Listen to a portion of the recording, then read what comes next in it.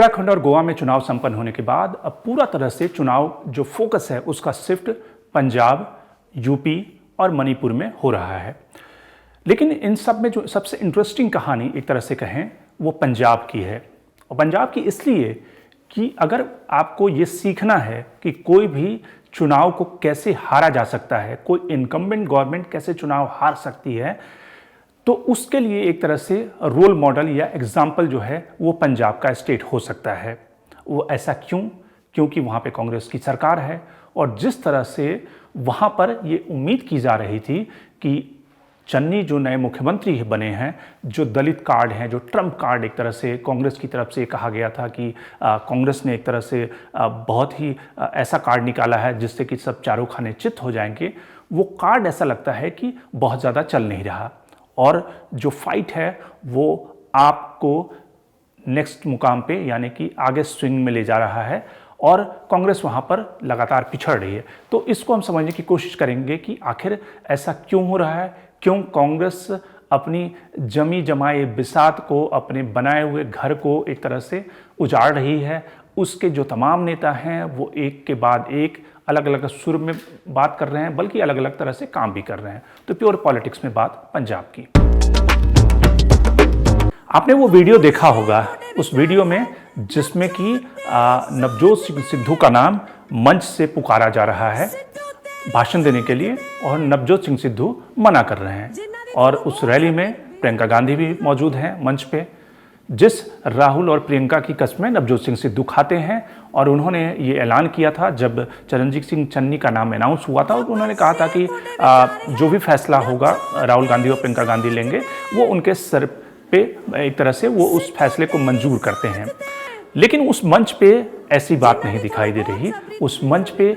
एक तरह से नवजोत सिंह सिद्धू इनकार कर रहे हैं भाषण देने से और बलराम जाखड़ के भाषण देने के बाद उन्होंने भाषण देने से मना कर दिया और फिर चरणजीत सिंह चन्नी को भाषण देना पड़ा।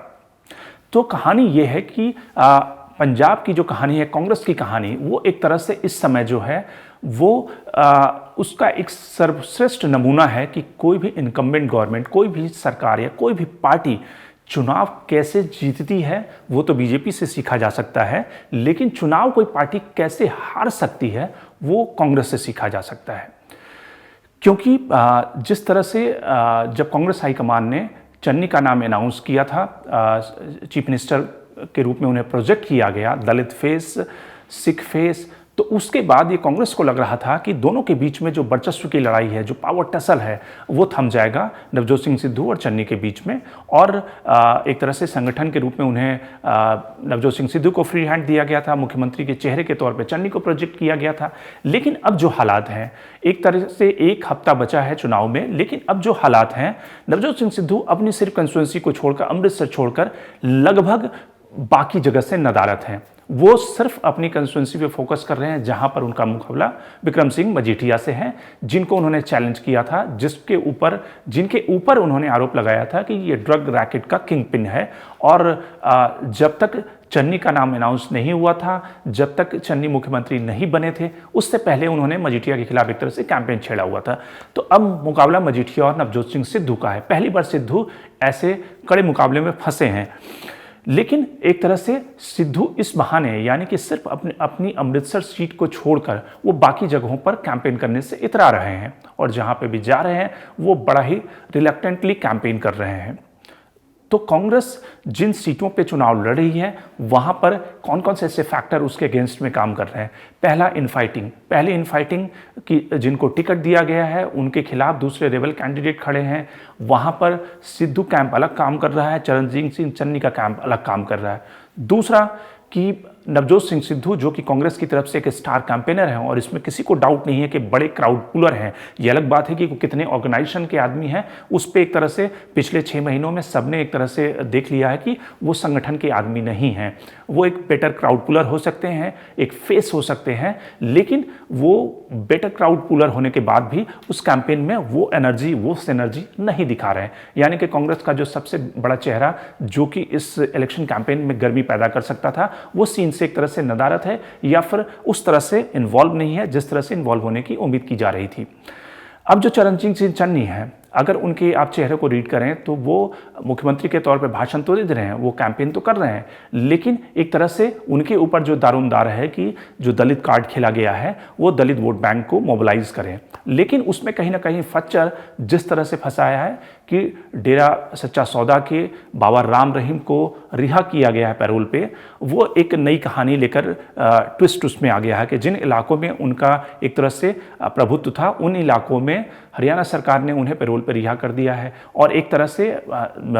जिस तरह से वो पैरोल पर रिहा हुए हैं तो ये उम्मीद की जा रही है कि पंजाब के चुनाव में जहाँ पे डेरा का एक बड़ा इन्फ्लुएंस है उन इलाकों में वो कहीं ना कहीं उस वोट बैंक को मोबिलाइज करने की कोशिश करेंगे अकाली और बीजेपी के पक्ष में। तो कहीं ना कहीं चन्नी का जो कार्ड है वो बहुत चलता हुआ नहीं दिख रहा। इसके अलावा भी जो पंजाब की पॉलिटिक्स को जानते हैं वहाँ पर जो दलित वोट बैंक है वो उस तरह से होमोजीनियस नहीं है जो उत्तर प्रदेश में है कि वहाँ पे दलित एन ब्लॉक वोट करते हैं, बिहार में वोट करते हैं। वैसे पंजाब में दलितों की जो आइडेंटिटी है वो उस तरह से दलित गरीब नहीं है पंजाब में और उस तरह से होमोजीनियस भी नहीं है। तो इसलिए दलित कार्ड कितना चलेगा इस पर तो पहले से ही सवाल था, लेकिन सिद्धू की नॉन इन्वॉल्वमेंट, डेरा सच्चा सौदा के बाबा राम रहीम का रिलीज होना, उन इलाकों में कैंपेन करना, ये सारे कई ऐसे फैक्टर एक तरह से कांग्रेस के जो चांसेस हैं उसको ब्लीक कर रहे हैं। और इसलिए आप वहाँ पर एक नई फोर्स, एक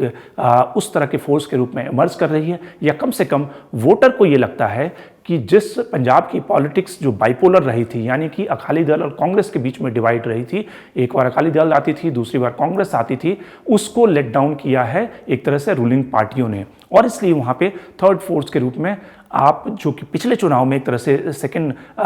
सबसे बड़ी लार्जेस्ट पार्टी थी, लेकिन उस चुनाव में आप सत्ता तक नहीं पहुंची थी। उस चुनाव में एक तरह से अमरिंदर ने सफलता पाई थी, लेकिन इस चुनाव में वो कहीं ना कहीं एक बड़ी फोर्स बनकर उभरने की दिशा में बढ़ रही है, ऐसा लगता है जो उस सेंटिमेंट जो ग्राउंड रिपोर्ट कहते हैं। अब इस पूरी कहानी में ये लग रहा था कि जो अकाली दल इस सिलेक्शन का सबसे बड़ा लूजर होगा, तो संभावना ऐसी दिख रही है, ऐसी बनती दिख रही है कि सिलेक्शन का सबसे बड़ा लूजर हो सकता है कि कांग्रेस पार्टी हो। अकाली दल कुछ इलाकों में अपने को रिवाइव करती हुई दिख रही है, यानी कि जो उनका सिख वोट है वो एक तरह से